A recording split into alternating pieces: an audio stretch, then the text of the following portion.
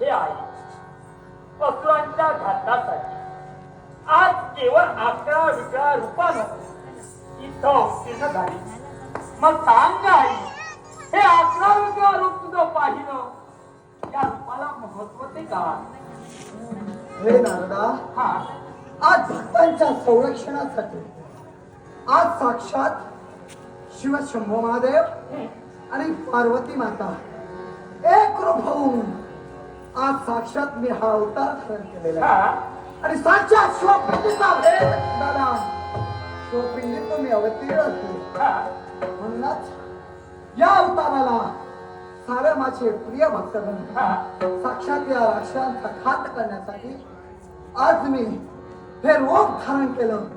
या रूपाला सारे माझे प्रिय भक्तगण रुद्रदायिनी म्हणजे आई म्हणून ओळखतील. या असुरांच्या घातासाठी या असुरांच्या मृत्यूसाठी केवळ आज तू हे 11 रूप धारण केलं.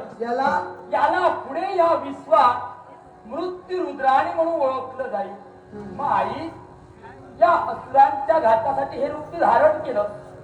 मग या रूपाला काहीतरी आजच्या या दिवसाला काहीतरी महत्व राहिला हवं. ते कसं काय? मग ऐक, आजचा दिवस आहे तो नवरात्रीचा 7वा दिवस आहे. हा,